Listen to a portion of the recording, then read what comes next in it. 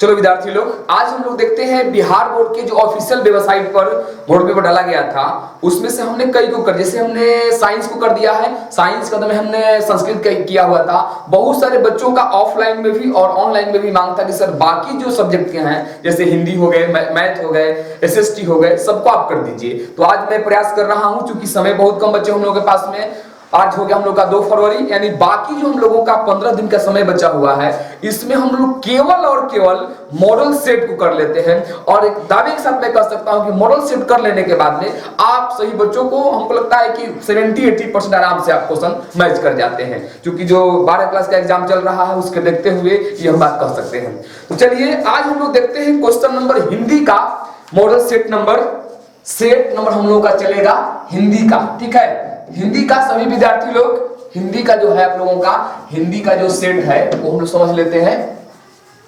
थोड़ा सा देखिएगा, हिंदी का हम जो सेट लिखते हैं यहाँ पर HILDI, हिंदी का सेट नंबर हम लोग 1 चलते हैं। सेट में हम करेंगे क्या कि सभी क्वेश्चन को मैं डील करूंगा, और जहां क्वेश्चन में कोई प्रॉब्लम होगा उन क्वेश्चन को मैं एनालिसिस कर दूंगा। जैसे एक क्वेश्चन पे 4 विकल्प देते हैं ना, तो उन चारों विकल्प में ये उत्तर सही है तो क्यों सही है और ये गलत है तो क्यों गलत है, इस पर हम लोग बात करने वाले हैं। तो और विद्यार्थी लोग, आप सबसे पहले आप इस सेट को देख लीजिए। मैं चाहूंगा जरा इस सेट को आप लोग देख लीजिए एक नजर। ये गवर्नमेंट का जो 2022 का जो सेट बनाया हुआ था उसका हम लोग बात कर रहे हैं। तो आप लोगों ने देख लिया, और मैं चलता हूं सीधे हिंदी के सेट नंबर 1 पर। जैसे हमारे पास सेट नंबर ये 1 हो गया, आप लोग भी देख लीजिए, आपके पास में होगा तो आप देख सकते हैं। अदरवाइज हमने क्या करेंगे कि आप लोगों को डिस्क्रिप्शन में इसको मैं डाल भी दूंगा। चलिए आते हैं, आप लोग केवल और केवल इस टाइम पर जो रिवीजन कर रहे हो आप उसमें मॉडल सेट को आधार बनाकर करिएगा, बहुत मजा आएगा। समय देख करके आप हल करेंगे, कितना आप हल कर पाते हो प्रयास करना लास्ट में आंसर देख करके। हाँ, एक चीज और है, इसमें कुछ क्वेश्चन का आंसर इसमें आपको गलत मिलेगा तो उसको आप थोड़ा सा समझ लीजिएगा, मैं उसको सही करके देख देता हूं। आइए फर्स्ट जो क्वेश्चन हम लोगों का है, पहले देखते हैं वस्तुनिष्ठ प्रश्नों को। वस्तुनिष्ठ प्रश्न में दिया हुआ इस तरह से कि the rise and fall of the Hindu women's किसकी रचना है। देखो बाबू लोग, जितने विमेन से संबंधित, समाज से संबंधित और कास्ट से संबंधित जो किताबें लिखी गई है, वो अधिकांश किताबें जो लिखा गया है वो लिखा गया भीमराव अंबेडकर के द्वारा और दूसरा लिखा गया है गांधी जी के द्वारा। लेकिन यहां पर आप ध्यान से देखिए, ऑप्शन दिया हुआ है नलिनी विलोचन शर्मा, मैक्स मुलर, हजारी प्रसाद द्विवेदी और भीमराव अंबेडकर। तो यहाँ तो गांधी जी का बात है नहीं, यानी कहने का मतलब कि हम दावे के साथ कह सकते हैं कि इसके जो लेखक होंगे वो भीमराव अंबेडकर होंगे। एक बार रिपीट करता हूं, the rise and fall of the Hindu women's किसकी रचना है, तो भीमराव अंबेडकर की है। आपका जो चैप्टर नंबर 1 है श्रम विभाजन एवं जाति प्रथा, आप उसे देख लीजिएगा, पढ़े होंगे तब तो आप जानते ही होंगे, अगर नहीं तो कम समय में लिए ये आप लोगों के लिए रामबाण दवा होगा। चलिए नेक्स्ट को समझते हैं हम लोग। मैक्स मुलर की दृष्टि में सर्वविध संपदा और प्राकृतिक सौंदर्य से परिपूर्ण देश कौन सा है, तो वह देश हम लोगों का भारत है। मैक्स मुलर साहब ने भारत के बारे में विस्तार से यहाँ की कल्चर की, संस्कृति की चर्चा करते हुए बताया है कि भारत एक ऐसा देश है जो पूरे दुनिया में सर्वविध संपदा एवं प्राकृतिक सुंदरता से परिपूर्ण देश भारत है। तो ये है भारत के संबंध में जिसमें होते कि मैक्स मुलर ने लिखा था। ये हम लोग का क्वेश्चन नंबर 3 हो गया। और मैं बात करता हूं क्वेश्चन नंबर 2। एक क्वेश्चन छूटा हुआ देख लीजिएगा, क्वेश्चन नंबर दूसरा देख लीजिए। सेन साहब की नई मोटर कार किस रंग की थी। आपको पता है कि एक हम लोगों कहानी है 20 की दांत, ठीक है। 20 की दांत में एक सेन साहब है, सेन साहब के घर में एक नई कार आई है, ठीक है। उनके पास एक बड़ा प्यारा सा बेटा है जिसका नाम है खोखा, या उसको कासू भी कह सकते हैं। उनके घर जो कार आया था खरीद करके, वह कार का रंग काला रंग था। चलिए अब आगे देख लेते हैं। क्वेश्चन हम लोग को दिया हुआ है 4 नंबर। मनुष्य में जो घृणा है, जो अनायास बिना सिखाई आ जाती है, वह पशुत्व का द्योतक है, और अपने को संयत रखना, दूसरे के मनोभाव का आदर करना मनुष्य का स्वभाव है। यह पंक्ति किस शीर्षक से लिया गया है, बाबू लोग जान लो। नाखून क्यों बढ़ते हैं, एक चैप्टर हम लोगों के हिंदी साहित्य में, उसी से ये मनुष्य के वैश्विक वृत्ति के बारे में चर्चा किया गया है। इसका ऑप्शन जो दिया हुआ है वो है परंपरा का मूल्यांकन नहीं होगा, आयु नहीं होगा, नाखून क्यों बढ़ते हैं, इसी चैप्टर से इस पंक्ति को लिया गया है। आते हम लोग, मेंडलीफ किसकी रचना है, अमरकांत की, रामविलास शर्मा की, अशोक वाजपेयी की, गुणाकर मूले की। बाबू इसका जो सही उत्तर होगा गुणाकर मूले होगा, जो आप लोगों को लिपि की कहानी एक साहित्य रचना है, उसी से ये चैप्टर को, इस पाठ को लिया गया है, जिसका नाम है मेंडलिफ। आगे है देवनागरी के यादव शासकों के लेख किस लिपि में लिखे गए हैं? तो नंदी नागरी है। ये आप लोगों को गुणाकर मूले जी के द्वारा लिपि की कहानी जो हम लोगों को बुक में दिया हुआ है, वहां से लिया गया है। आगे मैं चलता हूं। लेखक अमरकांत को किस लेखन के लिए साहित्य अकादमी पुरस्कार प्राप्त हो चुका है? तो लेखक अमरकांत को किस लेखन के लिए साहित्य अकादमी पुरस्कार प्राप्त हुआ है? तो वह है कथा लेखन। दिया ऑप्शन में निबंध लेखन, कथा लेखन, नाट्य लेखन, इतिहास लेखन। नहीं, अमरकांत जी को कथा लेखन पर साहित्य अकादमी पुरस्कार मिला हुआ है। एक क्वेश्चन नंबर 7 का ऑप्शन नंबर बी सही है। आइए अगले क्वेश्चन को समझते हैं हम लोग। बहादुर कैसा लड़का था? एक हम लोग को पाठ में हिंदी जो गोधुली भाग 2 है, उसमें एक कहानी है बहादुर, ठीक है। उस बहादुर कहानी में एक गांव का, नेपाल का लड़का है, जिन्होंने की वो एक अनपढ़ लड़का है जो कि अपनी माँ के साथ अकेला रहता था, और उनके जो पिताजी थे वो युद्ध में मारे गए थे। एक दिन की बात है कि उनकी माँ उन्हें एक भैंस देती चराने के लिए, लेकिन भैंस को क्या करता है, चराने के क्रम में भैंस इधर भागती है, उसे मार पीट देता है। उसके वजह से उनकी माँ उसे पीट देती है, जिसके कारण वह लड़का एक दिन घर छोड़ करके भाग जाता है। तो उन्हीं के बारे में यहाँ पर क्वेश्चन में है कि बहादुर कैसा लड़का था? तो बहादुर बदमाश, गलत बात ये नहीं था, शरारती भी नहीं था, हंसमुख और मेहनती बच्चा था, क्योंकि वह जाकर के आगे गोरखपुर में एक लेखक के साले साहब के द्वारा लेखक के घर में नौकर बना कर रखा जाता है। अगर आप लोगों ने कहानी पढ़ा होगा तो मुझे ज्यादा यहाँ रीड करने की जरूरत नहीं है। अगर जो नहीं पढ़े हैं वो समझ ले कि लेखक के घर में एक नौकर था, उसी का नाम था बहादुर, जो नेपाल से भाग करके उनके घर पर गया हुआ था। चलिए, वह हंसमुख और मेहनती बालक था। जो महत्व ऐतिहासिक भौतिकवाद के लिए इतिहास का है, वही आलोचना के लिए साहित्य की परंपरा का है। यह पंक्ति किस शीर्षक से ली गई है? बाबू लोग ये बुक पढ़ेंगे आप लोग, गोधुली बुक पढ़ते टाइम है नहीं, लेकिन समझ लीजिए कि जो महत्व ऐतिहासिक भौतिकवाद का, ये आप लोगों को परंपरा का मूल्यांकन से है, जिसमें एक परंपरा का मूल्यांकन जो है हमारे चैप्टर में, चैप्टर का नाम ही है परंपरा का मूल्यांकन, वहीं से एक क्वेश्चन को उठाया गया है। कौन सा आमलेट नहीं खाता था? देखिए, एक हम लोग के बुक में है बिरजू महाराज, ठीक है, नौबत खाने में इबादत, उसमें है खुद है बिरजू महाराज, उनके पिताजी और उनके चाचा जी। तो इनके घर में जो चाचा जी थे, ठीक है, इनके चाचा जी थे, वो मतलब कौन थे? कौन आमलेट नहीं खाता था? तो देखिए, स्वयं बिरजू महाराज पंडित बिरजू महाराज नहीं खाते थे, बाकी इनके परिवार के जो सदस्य जिस चाचा जी थे वो खाते थे। आप देखिएगा इसमें जो मोरल सेट दिया है गवर्नमेंट का, उसमें इस क्वेश्चन का थोड़ा सा आंसर गड़बड़ दिया है। आप इस पर टिक लगाइए, कहां पर? पंडित बिरजू महाराज जो है वो आमलेट नहीं खाते थे। आप लोगों को अन्य विकल्प नहीं देखना है। आगे है, अशोक वाजपेयी के पिता का नाम क्या था? अशोक वाजपेयी के पिता का नाम परमानंद वाजपेयी था। आप लोग देखिए, ऑप्शन नंबर सी, 11 का ऑप्शन नंबर सी हो जाएगा। विल्नव क्या है? विल्नव क्या है? यह फ्रांस का एक छोटा सा गांव है जो कि रोन नदी किनारे बसा हुआ है। आप लोगों ने आविन्यू चैप्टर पढ़िएगा, उसमें आपको ये मिल जाएगा। यह एक छोटा सा गांव है जो फ्रांस में बसता है और ये रोन नदी किनारे बसा हुआ है। आगे है, अगला आप लोगों को जो है क्वेश्चन इस तरह से, लेखन को, अगला क्वेश्चन है 13 नंबर पर कि लेखक को गीले कपड़ों में देखकर कौन नाराज हो गई? माँ, दीदी, नानी, चाची। लेखक को गीले कपड़े में देख करके उनकी दीदी नाराज हुई थी। एक चैप्टर है, इस चैप्टर में है आप लोगों का मछली, जिसके लेखक है अमरकांत जी। उसमें 2 छोटे छोटे बच्चे हैं, एक का नाम है नरेन और एक का नाम है उसका छोटा भाई जो है संतू। वो क्या करता है कि बाजार से मछली लेकर के आता है, तो रास्ते में बरसात होने की वजह से उन लोगों का कपड़ा गीला हो जाता है। तो उनके कपड़े को गीले देख करके जो उनकी बड़ी बहन थी नाराज हो जाती है। इसमें ऑप्शन आप लोगों को हो जाएगा कि लेखक को गीले कपड़े में देखकर कौन नाराज थी? तो उनकी दीदी नाराज थी। उनकी ऑप्शन दिया है माँ, दीदी, नानी, चाची, नहीं, इस ऑप्शन का बी होगा। 13 नंबर का भी दीदी सही है। चलिए मैं आगे चलता हूं। लेखक यतीन्द्र मिश्र का जन्म कब हुआ था? 1977 में हुआ था। ये बड़े नौजवान नौजुवक कवि, पूरे हमारे हिंदी साहित्य के सबसे नौजुवक कवि माने जाते हैं, इनको माना जाता है। इन्होंने कई फिल्मों में भी काम किया है। आप लोग पढ़िएगा इनकी जीवन के आरंभिक दिनों में बिस्मिल्लाह खां को संगीत के प्रति आसक्ति कैसे हुई? जीवन के प्रारंभिक दौर में बिस्मिल्लाह खां को संगीत के प्रति आसक्ति कैसे हुई।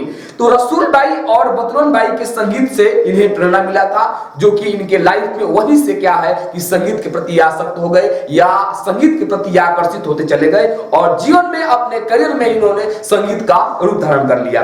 आगे है 16 नंबर, काजी किसकी पाठशाला है। देखिए यहाँ पर काजी शब्द नहीं है, यहाँ पर काशी शब्द है। आप लोग इसे अगर मॉडल सेट लिए होंगे तो उसमें इसको आप लोग काशी बना लीजिए, काजी शब्द नहीं है। काशी की पाठशाला कौन है, क्वेश्चन नंबर 16 में देखिएगा। संस्कृति की पाठशाला है जो हमारा काशी बनारस है। ये पूरे भारत में अगर संस्कृति का बात करेंगे तो संस्कृति की पाठशाला हमारा काशी है। आगे मैं चलता हूं 17 नंबर, राष्ट्रपिता महात्मा गांधी का जन्म कब हुआ था। सबको पता है 2 अक्टूबर 1869 ईस्वी को गुजरात प्रांत के पोरबंदर नामक जगह पर इनका जन्म हुआ था। सभी को पता है, बस यहाँ आपको साल बताना है, आपको तिथि से मतलब नहीं है। चलो बाबू लोग, अगला क्वेश्चन है 18 नंबर पर, गांधी जी को महात्मा किसने कहा था। रविंद्रनाथ टैगोर ने कहा था। इन्हें महात्मा शब्द का संबोधन सबसे पहले रविंद्रनाथ टैगोर ने किया था। चलिए अगला क्वेश्चन आप लोगों का बड़े मजेदार क्वेश्चन है। अगर आप लोग देख रहे होंगे तो बहुत सारे जो बिहार बोर्ड के बच्चों के अपने दोस्तों के साथ जरा शेयर कर दीजिए, ताकि सभी लोगों को एक कम समय में, अगर आप लोग कभी बैठे हो तो पूरा मॉडल सेट को एक ही साथ बैठ करके आप 100 क्वेश्चन को देख सकते हो। और मैं दावा करता हूं कि निश्चित इससे कुछ ना कुछ क्वेश्चन आप लोगों को बिहार बोर्ड टच करेगा। क्लियर है? आइए हम लोग आगे बढ़ते हैं। 18 नंबर क्वेश्चन हो गया। ये आप लोगों का 19 नंबर, किसका विवादास्पद महाभारत पहल प्रस्तुत किया जाने वाला था। तो पीटर ब्रूक का, जैसे फ्रांस में जो रोन नदी किनारे जो रंगारंग कार्यक्रम होता है उसमें सबसे पहले पीटर ब्रूक का जो महाभारत का सीन था उसको वहां पर प्रदर्शित करने वाले थे। कहां पर? रोन नदी के किनारे, वाविलियो में ही। उसी का चर्चा करना चाहते हैं। 19 का ऑप्शन नंबर ए होगा। बिरजू महाराज सबसे बड़ा एग्जामिनर या जज किसको मानते थे? अपनी अम्मा को मानते थे, क्योंकि जब भी अपने पिताजी से कोई स्टेप सीखते थे नृत्य का, वो आ करके सबसे पहले अपने माँ के सामने उस स्टेप को करते थे और पूछते थे कि माँ इसमें कोई गड़बड़ तो नहीं है। तो उस अवस्था में उनकी माँ ही उनकी सबसे बड़ी एग्जामिनर या सबसे बड़ी जज थी, बताती थी कि क्या इसमें सही है, क्या गलत है, या हूबहू आपके पिता जैसा आप स्टेप कर रहे हो। चलिए क्वेश्चन नंबर 20 के बाद में आते हैं हम लोग क्वेश्चन नंबर 21 पर। क्लियर है? 21 से आप लोगों का जो है इस तरह से है, द का उच्चारण स्थान क्या है। देखो आप लोग, द जैसे ही आप द बोलेंगे ना तो आपका जो दंत है, ठीक है, द देखिए आपका दंत जो है आपके जीभ से टकराता है, तो द का उच्चारण स्थान दंत होगा। आप इसे समझ लीजिएगा। उच्चारण स्थान से बिहार बोर्ड निश्चित आप लोगों को 1 या 2 क्वेश्चन करेगा, जैसे क वर्ग का, ट वर्ग का, त वर्ग का, प वर्ग का। आप देख लीजिएगा। देखिए जिसको बोलने में आपका मुंह खुल जाता है, जैसे क, ये कंठ से हो जाएगा। जिसको बोलने से नाक का प्रयोग होता है तो नासिका हो जाएगा। ऐसा आप लोग एक बार देख लीजिएगा, रिवीजन के तौर पर निश्चित आप लोग कर पाइएगा इस चीज को। आइए 22 नंबर, निश्चल शब्द का संधि विच्छेद क्या होगा। निश्चल, देखिए विसर्ग संधि है, निह जोड़ छल होगा। आपको ऑप्शन नंबर दिखाई देता होगा, 22 नंबर का डी होगा। क्या होगा? निह जोड़ छल। आइए 23 नंबर समझते हैं हम लोग। निम्न शुद्ध शब्द कौन सा है? अस्मरण। देखिए अस्मरण शब्द लिख दिया, गलत हो गया। मैथिली, तो यहां मैथिली लिखा है, ये भी गलत है। उसके बाद अनाधिकार, ये भी गलत है आप लोगों का। और लास्ट में लिखा है वाहनी, अनाधिकार। इसमें आप लोगों को सही ऑप्शन है ये सी हो जाएगा, अनाधिकार होगा, वाहिनी नहीं, वाहिनी शब्द होता है। तो 23 नंबर का जो होगा सी, अनाधिकार सही है। 24, मई शब्द का कौन सा संज्ञा है? ये व्यक्तिवाचक संज्ञा है, क्योंकि ये पार्टिकुलर एक माह का नाम है, इसलिए आपका ये व्यक्तिवाचक संज्ञा होगा। 25, अपराध शब्द का स्त्रीलिंग क्या हो? अपराध शब्द कौन सा लिंग है? तो ये पुल्लिंग शब्द है, क्योंकि जिससे कड़वाहट का, कठोरता का बोध होता है उससे पुल्लिंग होता है, और जिससे नर्मलता या कोमलता का बोध हो उससे हम स्त्रीलिंग शब्द कहते हैं। तो जरा बताइए कि अगर जहां अपराध होगा, जहां मारकाट होगा, वहां कठोरता तो होगी ही, वहां तो कड़वाहट होगा ही, तो ये पुल्लिंग शब्द होगा। देखिएगा ऑप्शन नंबर भी 25 का भी हो जाएगा। 26 नंबर, कर्पूर शब्द है, देखिए कपूर जो है आप जो यूज करते हो, कर्पूर शब्द वो क्या है, तद्भव है, देशज है, तत्सम है। जैसे आप लोगों ने पढ़ा होगा कि शब्द कई तरह के होते हैं, तो 4 तरह, तद्भव, तत्सम, देशज और विदेशज। तो जो कर्पूर शब्द है ये संस्कृत से निकल करके आया है, इसलिए क्या होगा, ये तद्भव शब्द होगा। आगे चलिएगा 27 नंबर, श्याम शब्द का स्त्रीलिंग क्या होगा? श्याम शब्द का श्यामा होता है, जैसे श्यामी लिखा है गलत है, श्यामिनी लिखा है गलत है, श्यामली लिखा है गलत है, श्यामा, यानी कि ऑप्शन नंबर डी, यानी कि 27 का ऑप्शन आप लोग डी हो जाएगा, श्यामा। चलिए 28, डाल पर चिड़िया गाती है, यह किस कारक का उदाहरण है? डाल पर, में, पे पर, अधिकरण का ये है, माने जिस पर क्रिया आधारित है या जिस पर कोई क्रिया हो रही है उस आधार में हमेशा अधिकरण कारक का प्रयोग किया जाता है। चलिए क्वेश्चन बढ़ाते हैं हम लोग 29 पर, यह कलम किसकी है? यह कलम किसकी है? यह कलम किसकी है? किस विषय का उदाहरण है? देखिए जिसमें प्रश्न पूछ दिया जाए यह कलम किसकी है, किस विशेषण का उदाहरण है? गुणवाचक, सार्वजनिक, संख्यावाचक, परिमाणवाचक। ध्यान दीजिए यहां पर तो प्रश्न का बात कर रहा है, लेकिन यहां है कि माने मात्रा का बता रहा है कि परिमाण, गुणवाचक, सार्वजनिक और संख्यावाचक। मेरे समझ से यहां पर आप लोगों को होना चाहिए था कि यहां पर परिमाण सूचक मतलब ये किसका है, मतलब किसका कलम है। यहां प्रश्नवाचक अर्थात ये परिमाण के बारे में भी बात करता है, यानी कि 29 का आपको डी होना चाहिए था। मैंने खाना खा लिया है, किस काल का उदाहरण है? देखो मैंने खाना खा लिया है, देखो आप लोग ये बीते हुए समय का है, इसको हम लोग पूर्ण भूतकाल कह सकते हैं, बट इसमें आप लोग कहीं भी पूर्ण भूतकाल का एग्जाम्पल ऑप्शन नहीं दिया है। वर्तमान काल नहीं होगा, वर्तमान तो है लेकिन यह पूर्ण वर्तमान काल का बात ना हो गया जी, भूतकाल, भविष्य काल, इनमें से कोई नहीं। इसका सही ऑप्शन जो होना चाहिए वो पूर्ण वर्तमान काल होता, बट इस ऑप्शन नहीं है, आप लगा सकते हैं 30 नंबर का डी, इनमें से कोई नहीं। 31 नंबर, पुष्प शब्द है, देखिए पुष्प यह भी संस्कृत से निकला हुआ है, संस्कृत से निकलने वाले शब्द को हम लोग तद्भव शब्द कहते हैं, यानी कि 31 नंबर का बी होगा। आगे चलिए 32 नंबर, ऐसे शब्द जो यौगिक तो होते हैं पर अर्थ के विचार से अपने सामान्य अर्थ को छोड़ किसी परंपरा से विशेष अर्थ के परिचायक कहलाते हैं, उसको योग रूढ़ शब्द बोला जाता है। विद्यार्थी आप लोगों ने बेसिक क्लास देखा होगा, वहां आपको यह बात जरूर मिला होगा। पराजय शब्द उपसर्ग है, देखो जो शब्द किसी शब्द के पहले लगता है उसे उपसर्ग बोलते हैं, और जो शब्द किसी शब्द के लास्ट में लगता है, अंत लगता है, उसको हम लोग प्रत्यय बोलते हैं। तो यहां हम लोग से क्वेश्चन किया है 33 नंबर पर कि पराजय शब्द में कौन उपसर्ग है? इसमें परा होगा, क्योंकि जय से पहले क्या लग गया है? परा, तो जो परा शब्द है वो आप लोगों का उपसर्ग होगा। आगे त्यागी शब्द का प्रत्यय बताइए, त्यागी जिसके अंत में जो शब्द आएगा से ई, तो इसमें आप लोगों का ई प्रत्यय हो जाएगा। देखिए ऑप्शन नंबर आप लोगों का ए सही है, यानी कि ई प्रत्यय। 35 चाचा शब्द का विशेषण बताइए, तो चाचा से बनता है चचेरा, मामा से ममेरा, फूफा से फुफेरा। तो यहां आप लोगों को जो दिया हुआ है चाचा, इसका हो जाएगा विशेषण चचेरा। ठीक है, 35 नंबर का हो जाएगा ऑप्शन नंबर बी।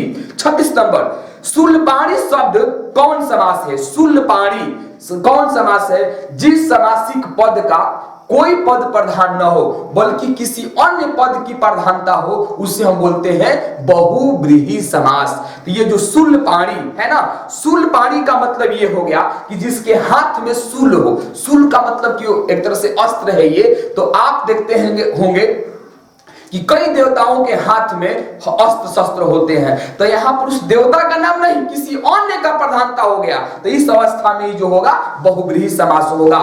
जैसे बीड़ापाणी, हम सरस्वती को बोलते हैं चक्रधर, मतलब कि कृष्ण को विष्णु को बोलते हैं। उसके बाद में है क्या, मान लीजिए कि है दशानन, यानी कि रावण को बोलते हैं। तो यहाँ इनकी प्रधानता नहीं है, किसी अन्य पद की प्रधानता है, इसलिए यह बहुव्रीहि समास के उदाहरण होंगे। निम्न में शुद्ध वाक्य कौन है? राम ने पुस्तक खरीदा, राम पुस्तक खरीदा, राम ने पुस्तक खरीदी। ऑप्शन नंबर सी जो है बिल्कुल सटीक है, यानी कि 37 का सी होना चाहिए। 38 द्रव्यवाचक संज्ञा का उदाहरण है, पत्थर है, दूध है, गांव है, शहर। देखो बाबू, द्रव्य संज्ञा क्या चीज है? जिस संज्ञा का माप या तौल कर सकते हो उसे हम लोग क्या बोलते हैं? द्रव्य संज्ञा। तो निश्चित रूप से आप समझ पा रहे होंगे कि दूध को नापा या तौला जाता है। तो इसमें जो आप लोगों का द्रव्य संज्ञा होगा वो दूध होगा, यानी कि 38 का ऑप्शन नंबर बी सही है। 39, उसने अपने भाई का घर खरीदा। किस वाक्य का उदाहरण है? ये सरल वाक्य है, क्योंकि इसमें एक कर्ता है, एक कर्म है, एक क्रिया है। तो जिसमें एक कर्ता, एक क्रिया, एक कर्म हो, ऐसे वाक्य को हम सरल बोलते हैं। अगर एक ही वाक्य में 2-3 वाक्य जुड़ जाएगा उसको हम संयुक्त वाक्य बोलते हैं। अगर एक ही सब्जेक्ट से 2-3 काम कराया जाता है उसको बोलते हैं हम लोग मिश्र वाक्य बोलते हैं। तो यहाँ एक कर्ता है, एक क्रिया है और एक कर्म है। तो ये आप लोगों का बाबू लोग ये सरल वाक्य है। आगे चलते हैं।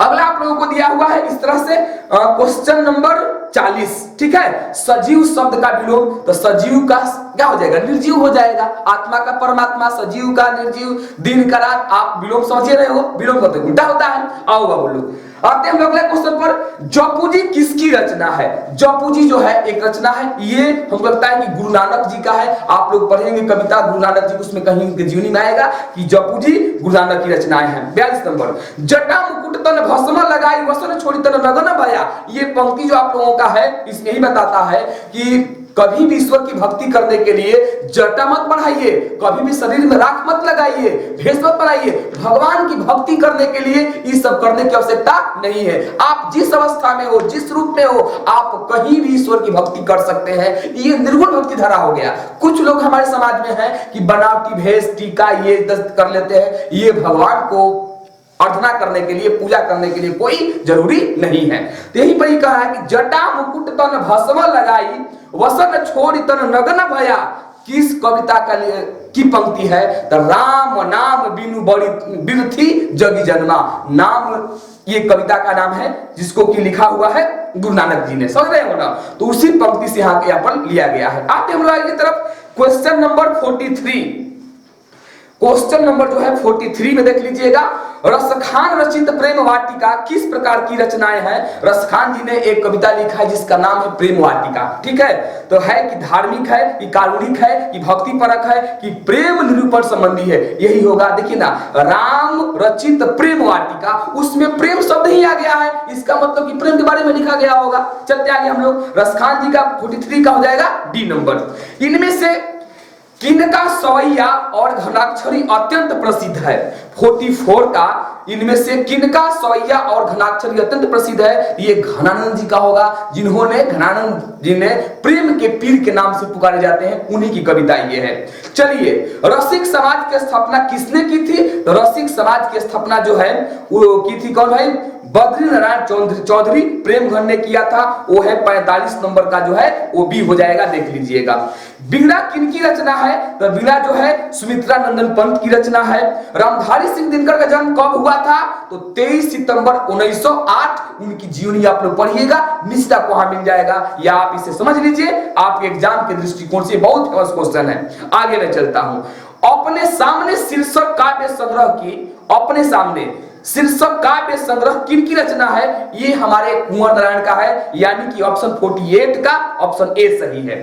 49, बूढ़ा चौकीदार वृक्ष कहां मिलता था? आंगन में, घर के दरवाजे पर, खेत में, बांध पर? नहीं, बूढ़ा चौकीदार ये जो है क्या बोलते हैं, घर के ठीक दरवाजे पर था। जब भी वहां पर कवि आते थे तो अपने दरवाजे पर पाते थे और उन्हें कहते थे कि जैसे मानो कि यह एक चौकीदार की तरह खड़ा है। तो इसका जो ऑप्शन होगा 49 नंबर का, ये बी होगा, घर के दरवाजे पर। तुर्की के महाकवि नाजिम हिकमत की कविताओं का अनुवाद वीरेंद्र डंगवाल ने किस रूप में किया था? तो बीजाक्षर के रूप में किया है। उनकी अगर जीवनी आप पढ़ोगे तो वहां आप लोग को आसानी से समझ में आ जाएगा। हम लोगों ने 50 क्वेश्चन किया है। आप अपने दोस्तों के बीच में इसको शेयर कीजिए और इसे आप सुन लेते हो एग्जाम से पहले, तो मैं दावे के साथ कहता हूं कि आप हिंदी में क्रांति फैला दीजिएगा। तो मैं चाहूंगा कि आप अपने साथ जो भी आपके संपर्क में है सभी दोस्तों के साथ इसको शेयर कर लीजिए। फिर उसके बाद आगे चलते हैं हम लोग। चलिए, 50 क्वेश्चन के बाद में बाबू लोग ये क्वेश्चन 100 को देगा, लेकिन आपको 50 ही रखना है। वो 50 आप शुरू से 50 रंगो, 20 से रंगो, माने ओवरऑल आपको 50 क्वेश्चन रंगना है, ये ध्यान रखिएगा। 100 क्वेश्चन मत रंगिएगा। आगे मैं चलता हूं। आगे है 51 नंबर पर हरिंदर मारिया रिल्के की माता का क्या नाम था? तो रेना मारेलिका एक जर्मनी के कवि हैं जिन्होंने की हिंदी भाषा में उन्होंने लिखा है क्या कि मेरे बिना तुम प्रभु। उन्होंने कहा है कि हे प्रभु, भक्त के बिना आपका अस्तित्व नहीं है। उनकी माता जी का नाम अर्थात रेना मारेलिका के माता जी का नाम क्या था? सोफिया नाम था। ठीक है, तो देखिए ऑप्शन नंबर कहीं दिया है सोफिया, देखिए 51 का आप लोगों का डी होना चाहिए। किनकी आरंभिक काव्य प्रकृति और सौंदर्य के संवेदनशील अभिव्यक्तियों से परिपूर्ण है? तो सुमित्रा नंदन पंत जी की जो रचनाएं हैं वो अभिव्यक्तियों से परिपूर्ण मानी जाती हैं। आगे देखिएगा, अगला क्वेश्चन है 53। कवि प्रेम घन के अनुसार भारत में आज कौन सी वस्तु दिखाई नहीं देती है? तो भारत में आजकल भारतीयता ही दिखाई दे रही है, क्योंकि सभी भारतीय जो लोग हैं वह विदेशी वस्तुओं को अपने अंदर अपना रहे हैं। कपड़ा से लगा करके, वस्तु से लगा करके लोगों को भारतीय कहलाने में शर्म आता है। इस पंक्ति में साफ कहा गया है कि लोग अपने आप को भारतीय कहलाने में उनको घृणा आती है। ये जो पंक्ति है ये है क्या है? स्वदेशी से लिखा गया है, जिसके रचयिता है सुमित्रा नंदन पंत। ठीक है, तो इसमें क्या है? सॉरी, कवि प्रेम घन के अनुसार भारत में आज कौन सी वस्तु दिखाई देती है? तो इसमें हो जाएगा आप लोगों का भारतीयता। आगे है, कवि गुरु नानक के अनुसार इस दुनिया में राम नाम कीर्तन के बिना क्या व्यर्थ है? तो यहां होगा कर्म, रिश्ते नाते, जन्म और परिवार। तो साफ पंक्ति में कहा गया है कि राम नाम बिनु बिरथे जगी जन्मा, मतलब कि राम के नाम के बिना इस धरती पर जन्म लेना व्यर्थ है। अर्थात जो ऑप्शन नंबर 54 का होगा वो सी हो जाएगा। उत्तर प्रियदर्शी शीर्षक नाटक किसकी रचना है? तो ये सच्चिदानंद हृदयानंद वात्स्यायन अर्थात अज्ञेय जी का है। आप लोग देख लीजिएगा, उनकी अगर आपके पास समय है उनकी जीवनी पढ़ सकते हो, नहीं है बस यहां से आप आगे बढ़ जाइएगा। जनता की रोके राह समय में ताओ कहां, वह जिधर चाहती है का उधर घूम उड़ता है। प्रस्तुत पंक्तियां किस कविता से लिया गया है? लिया गया है जनतंत्र के जन्म से, क्योंकि भारत पर पहले राजतंत्र था। उस राजतंत्र के समाप्ति के समय में जब हम लोग का देश आजाद हुआ तो हमारे राष्ट्र कवि, हमारे जो कवि हैं सच्चिदानंद, कौन है भाई? यहां पर जनतंत्र का जो जन्म है इन्होंने लिखा हुआ है कि जनतंत्र के जन्म जो है, जनता की रोके राह समय में ताओ कहां। इसमें कहा गया है कि आप जनता को रोक नहीं सकते हो। अगर आप जनता को रोकने का प्रयास कीजिएगा तो उसमें इतनी ताकत है कि आपके नींव को भी उखाड़ सकती है। तो ये पंक्ति लिया गया है जनतंत्र का जन्म, यानी कि 56 का बी होना चाहिए। आगे मैं चलता हूं, कुंवर नारायण का जन्म कब हुआ? 57 नंबर जो क्वेश्चन है, कवि कुंवर नारायण के जन्म के बारे में पूछा गया है। तो ये इनका 1927 में हुआ था। 58, हमारी नींद कविता में किसका जीवन चक्र पूरा होता है? तो एक मक्खी का। इस पंक्ति में कहा गया है कि अगर जब तक हम गफलत में जीते हैं उतना पीरियड में एक मक्खी का जीवन काल पूरा हो जाता है। इसलिए हम लोगों को चाहिए कि गफलत नहीं जीना चाहिए, क्योंकि एक जीव अपना जीवन चक्र पूरा कर लिया तब तक हम लोग गफलत में ही जीते रहते हैं। आइए आगे हम लोगों का है, सुमित्रा नंदन पंत का अंतिम काव्य क्या है? तो पल्लव था। आप जो नहीं पढ़ेंगे उसका मिलेगा पल्लव। सुमित्रा नंदन पंत ने जो अंतिम लिखा था कविता उसका क्या नाम था? पल्लव, यानी कि 59 का ऑप्शन आपको बी हो जाएगा। देख लीजिएगा, बी मार दीजिएगा। मानव का रचा हुआ सूरज मानव को भाप बनाकर सोख गया, यह पंक्ति किस कविता से उद्धृत है? तो यह कविता हिरोशिमा से लिया गया है। जब अमेरिका ने जापान के हिरोशिमा शहर पर बम गिराया था उस समय यह कविता लिखा गया था, और उस कविता में यही बात बताया गया था कि मानव का बनाया हुआ सूरज, मतलब जो अणु बम मनुष्य ने बनाया था वो मनुष्य को ही सोख गया। इसलिए कवि ने कहा है कि मानव का रचा हुआ सूरज मानव को भाप बनाकर सोख गया। ये लिया गया है हिरोशिमा नामक कविता से। चलो आप लोग नेक्स्ट क्वेश्चन 61 नंबर, जो पुरुष कविता रचता है के लिए एक शब्द लिखिए। जो पुरुष कविता लिखेगा कवि कहलाएगा, और जो महिला कविता लिखेगी तो कवित्री कहलाएगी। सिंपल सी बात है इसका, यानी कि 61 नंबर का सी होना चाहिए। कवि पर टिक मारिएगा सी पर।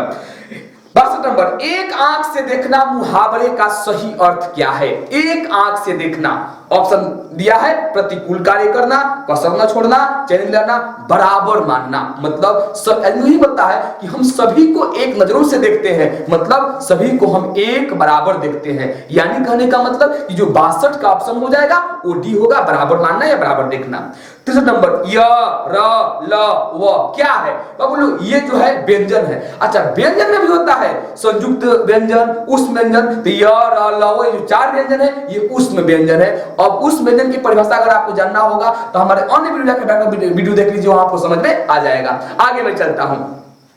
आगे है इसमें देखिएगा, यशोधरा का संधि विच्छेद करें। यशोधरा, तो यशः ये वास्तव में है विसर्ग संधि। यशः जोड़ धारा, क्योंकि जो विसर्ग है वो बदल जाए ओ में, मतलब कि यशोधरा का जो संधि विच्छेद होगा यशः जोड़ धारा, यानी कि ऑप्शन नंबर ए दिख रहा आप लोगों को ए पर, यानी कि 64 नंबर आप लोगों का ए हो जाना चाहिए। आगे चलिए 65, ईरी शब्द कौन संज्ञा है? ईरी, देखिए ईरी जो शब्द है, सॉरी यहां पर थोड़ा सा मिसप्रिंट हुआ है, यहां पर हरि शब्द है, ईरी नहीं होगा। हरि जो शब्द है यह एक व्यक्तिवाचक संज्ञा है, क्योंकि ईश्वर जो है दुनिया में केवल एक है, ठीक है ना, वो हमारी संज्ञा है। कौन सा? वो व्यक्तिवाचक संज्ञा है, वो विशेष स्थिति में है। रात को पहरा देने वाला आज घर चला गया, उदाहरण है संज्ञा का, पदबंध का, विशेषण पदबंध का है। इसमें देखो आप लोग पदबंध होगा विशेषण, ठीक है। रात को पहरा देने वाला अब घर चला गया, किस पदबंध उदाहरण है? तो ये विशेषण का उदाहरण है। निम्न में से, यानी कि 66 का भी होगा, सब सुना देते हैं। निम्न में शुद्ध वाक्य कौन सा है? देखो, राजा दशरथ की 3 रानियां थी, शुद्ध वाक्य है। राजा दशरथ की को 3 रानियां थी, ये भी गलत है। राजा दशरथ का 3 रानियां थी, भी गलत है। राजा दशरथ के 3 रानियां थी, बिल्कुल सटीक उत्तर जो होगा इसका 67 का डी होना चाहिए, क्योंकि राजा दशरथ के 3 रानियां थी। ये वाक्य को बोलने में आसान लगता है और सभी जगह कर्ता कर्म चिन्ह का प्रयोग इन्होंने किया हुआ है। 8 नंबर, सब धन किस विशेषण का उदाहरण है? क्या है? परिमाण, सब मात्रा बताता है। तो जहां पर मात्रा का बात करेगा समझ जाओ आप लोग परिणाम की बात करता है, ये परिमाण बोधक के विशेषण का बात कर रहा है। ऑप्शन नंबर आप लोगों का ऑप्शन का हो जाएगा ए नंबर पर। 69, गोमल शब्द है, गोमल यह भी तद्भव शब्द है, क्योंकि यह भी आप लोगों का सब संस्कृत से निकल कर आता है, यह भी आपका उत्तर का हो जाएगा ए नंबर पर। आगे उपकार शब्द में उपसर्ग है, देखो बाबू लोग उपकार, इस तरह से उपकार, तो देखो ये कार का शब्द हो गया, इसके जो पहले शब्द लगा हुआ है उप, यही आप लोगों का क्या हो जाएगा? यही आप लोगों का हो जाएगा उपसर्ग, ठीक है। उपसर्ग जो होगा आप लोगों का यही उप हो जाएगा, ठीक है। आगे मैं बढ़ता हूं, आगे दिया हुआ है आप लोगों से शब्दांश कितने प्रकार के होते हैं? शब्दांश 4 प्रकार के होते हैं, मतलब शब्द के अंश कितने होते हैं? 4, देशज, विदेशज, तद्भव और तत्सम, ये आपके 4 प्रकार हो जाएंगे। आगे मैं चलता हूं, सर्प शब्द में प्रत्यय है, सर्प, ठीक है। सर्प शब्द में प्रत्यय है, देखिए स जोड़, इसमें देखिए शब्द का आपको दिया हुआ है, स जोड़ अर्थ है ना, इसमें आप लोगों को ये वाला मतलब इसे ऐसे लगाया हुआ है ना, इसी में आप लोगों का यही प्रत्यय लगा हुआ है। देख लीजिएगा 72 का जो ऑप्शन हो जाएगा सी हो जाएगा। आगे मैं चलता हूं, देखो बउआ, अपमान शब्द का विशेषण, अपमान, देखो अपमान से होता है अपमानित, ठीक है, मन से होता है मानित, ठीक है। उसके बाद में देखिए 73 का जो ऑप्शन हो जाएगा बी हो जाएगा। सभापति शब्द में कौन समास है? देखिए सभा का पति, यानी कि सभा को संबोधित करने वाला। तो जिस चिन्ह में कोई जिस शब्द में कोई कारक चिन्ह आ जाए, जैसे सभा का, कर्ता ने कर्म को करण से जिसमें कारक चिन्ह आता है वो हमेशा होता है तत्पुरुष समास। ये आप लोगों का जो होगा सभापति, ये हो जाएगा तत्पुरुष समास। आते हैं हम लोग 75 नंबर पर, नील में बहता हुआ पानी, नील में बहता हुआ पानी जो आप लोगों का दिया हुआ है, इसका होना चाहिए सीधा सा एक किस पदबंध उदाहरण है? ये है आप लोगों का विशेषण, नील में बहता हुआ पद जो है आप लोगों का 75 का हो जाएगा बी। आगे में चलता हूं 76, जो छात्र परिश्रम करेंगे उन्हें सफलता अवश्य मिलेगी, जो छात्र परिश्रम करेंगे उन्हें सफलता अवश्य मिलेगी। सही बात है, ये रचना की दृष्टि से किस प्रकार का वाक्य है बाबू लोग? ये मिश्र वाक्य है, क्योंकि जो छात्र वो कर्ता हो गया और उसी के बारे में कहा जा रहा है, तो कर्ता ये कही लेकिन उसके बारे में बार-बार कह रहे हैं, ये आप लोग हो जाएगा मिश्र वाक्य। चलिए 77 नंबर, आकाश शब्द का परिवाची क्या हो? देखो आकाश को हम लोग गगन भी बोलते हैं, आकाश को हम लोग नभ भी बोलते हैं। देखिए अद्भुत नहीं होगा, अतुल नहीं होगा, अनूठा नहीं होगा, नभ यही होगा, यानी कि 77 का ऑप्शन नंबर डी सही है। आगे मैं चलता हूं, अंधकार शब्द का विलोम क्या होगा? अंधकार का उल्टा प्रकाश होता है, प्रकाश का उल्टा अंधकार होता है। यहाँ क्या पूछा है? अंधकार शब्द का विलोम बता दो, तो बाबू लोग प्रकाश हो जाएगा, सिंपल सी बात है। 78 का ए होना चाहिए। आइए 79, यानी कि शिव का उपासक के लिए कौन शब्द? देखो शिव जो शब्द है, ठीक है, इसके लिए जो उपासक को हम शैव बोलते हैं, आज जो विष्णु के होते हैं उसको वैष्णव बोला जाता है। क्या बोलते हैं इसको हम लोग? वैष्णव बोलेंगे। तो यहाँ पर शिव का जब पूछा हुआ है तो आप लोग ये शैव होगा। देखिए ऑप्शन नंबर कहीं दिया होगा जरूर, यानी कि ऑप्शन नंबर 79 का बी, आप लोग बी पर टिक लगा दीजिएगा। 80, ठीक है। घी के दिए जलाना मुहावरे का सही अर्थ क्या है? खुशियां मनाना। जिसके घर में घी का दिया जलता होगा समझना कि उसके घर में खुशियां मन रही है। तो देखते हैं ऑप्शन में क्या है। लज्जित होना नहीं होगा, बेफिक्र नहीं होगा, अप्रत्याशित लाभ पर प्रसन्नता होती है, यानी कि 80 जो है आप लोगों का 80 का ऑप्शन नंबर सी सही है। चलिए बबुआ 81, सोना धातु कौन सा लिंग है? सोना धातु कौन सा लिंग है? बाबू लोग जितने भी धातु हैं वो अक्सर पुल्लिंग शब्द में आते हैं क्योंकि कठोर होते हैं, ठीक है ना। ये आप लोगों का जो होगा 81 का पुल्लिंग बी हो जाएगा। घड़ी शब्द कौन सा संज्ञा है? देखिए घड़ी जो शब्द है एक पार्टिकुलर औजार का नाम है, ये जातिवाचक संज्ञा है। पूरे सब क्या है? घड़ी समुदाय की बोध कर देता है। गाय हो गया, जाति संज्ञा हो गया, इस तरह समझ लीजिएगा। आगे मैं चलता हूं 83, जेठ शब्द का स्त्रीलिंग शब्द क्या होगा? जेठानी होता है ना। ये जेठ शब्द का क्या होता है? जेठानी कर दीजिएगा। इस तरह से आप लोग जेठानी शब्द ऊपर कर दीजिएगा, जहां कहीं दिखेगा वहां आप लगा सकते हैं उसको। आगे मैं बढ़ता हूं, यानी कि 83 का सी होना चाहिए। 84 आते हैं, बखूबी शब्द में कौन सा समास है? बखूबी, देखो ब जो शब्द है वो अव्यय है। जिस समासिक पद का पहला पद अव्यय हो उसे व्ययभाव समास बोलते हैं। जैसे बे हो गया, ब हो गया, आ हो गया, है ना, प्रति हो गया, यथा हो गया, ये सभी के सभी कहां जाएंगे? और व्ययभाव समास में जाएंगे। और होगा अगला देखते हैं हम लोग, यानी कि 84 का डी होना चाहिए। रमेश आ रहा होगा, यानी कि संभावना व्यक्त करता है। और फ्यूचर में किस काल का उदाहरण है? तो देखो बाबू भूत तो होगा नहीं, भविष्य का तो होगा नहीं, वर्तमान काल। देखिए यहां पर ये इस तरह के वाक्य को आ रहा होगा माने संभावना हम लोग व्यक्त करते हैं। तो ये अक्सर जो वाक्य आप लोगों का होगा ये जाएगा भविष्य काल में, यानी कि 85 का बी होना चाहिए। मगम्मा को किससे विवाद था? ये आप लोगों को सेकेंड जो हिंदी है, हिंदी साहित्य जो वर्णिका भाग 2 है, उसमें 4-5 आपको कहानी दिया है। उसी में एक कहानी है ये वाले दही वाली मंगम्मा, ठीक है। उसमें एक औरत है जो कि दही बेचने का कारोबार करती है, इसी क्वेश्चन उठाया हुआ है। आपको समय मिले तो इस कहानी को पढ़ लीजिएगा। या समझते हैं इसको, मंगम्मा को किससे विवाद था? तो मंगम्मा को अपने बहू से विवाद था। बहू चाहती थी कि दही वाला कारोबार मैं करूं और ये चाहती थी कि दही का कारोबार मैं करूं। इसी बात को लेकर के इन दोनों सास और बहू में विवाद था। यानी कहने का मतलब कि जो 86 का जो ऑप्शन सही है वो सी सही है।